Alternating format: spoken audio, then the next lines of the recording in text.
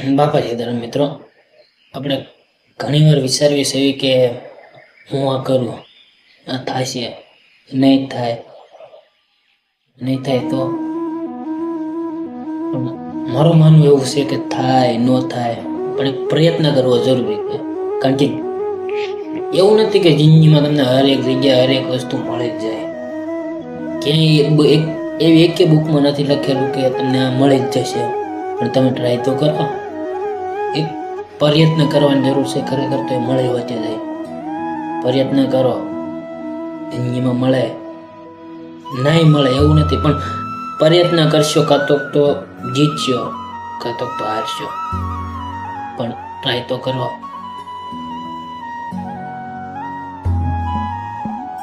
આ જીવનભરના અફસોસ કરતા એક જરાક એવું રિસ્ક લઈ લેવું સારું.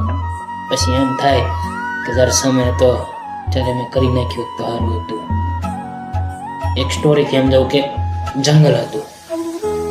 એક જંગલની પાસે એક નદી જતી હતી, મસ્ત એક સુંદર મજાની નદી જતી હતી, અને એ જ નદીને કાંઠે સુંદર મજાનું ઝાડ હતું. એ ઝાડની ઉપર એક વાંદરો ને એક વાંદરી રહેતા હતા. વાંદરો ને એક વાંદરી રહેતા એટલે રાજી ખુશીથી રહેતા ને બહુ મોજ કરતા. પણ એક દિવસે આકાશમાં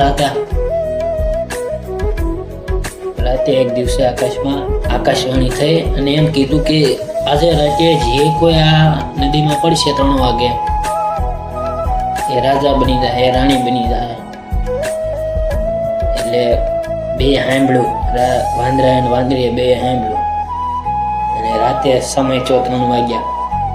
એટલે વાંદરાને ખબર હતી, પણ વાંદરો ઉતો. વાંદરીએ કીધું કે વાંદરી ઠેકડો માર્યો અને એ બની ગઈ એક સુંદર મજાની રાણી. સુવર્ણ કન્યા જેવી રાણી બની ગઈ. એ રાણી બની ગઈ પછી વાંદરાએ સવારમાં જાગીને જોયું.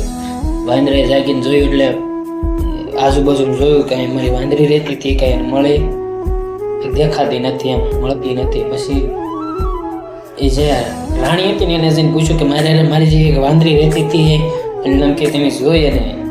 એટલે રાણીએ કીધું એ તો હું જ છું, એ તો હું જ હતી. કે તું કેમ આવી રીતની? તો કે તને ખબર નથી આકાશવાણી થઈ હતી? કે એ તો મને ખબર છે ને. તો કે તું કેમ ઠેકડો હતી એના મારો? એટલે વાંદરા એમ કીધું કેવું હતું કે ખોટું હોઈ શકે. એટલે વાંદરીએ કીધું, રાણીએ કીધું કે જે વાંદરી રાણી બની ગઈ હતી એણે કીધું કે ખોટું કે હાસું, પણ તે ટ્રાય કરી હોત, એક પ્રયત્ન કર્યો હોત તો તને શું ખબર કે આમ થઈ જાય.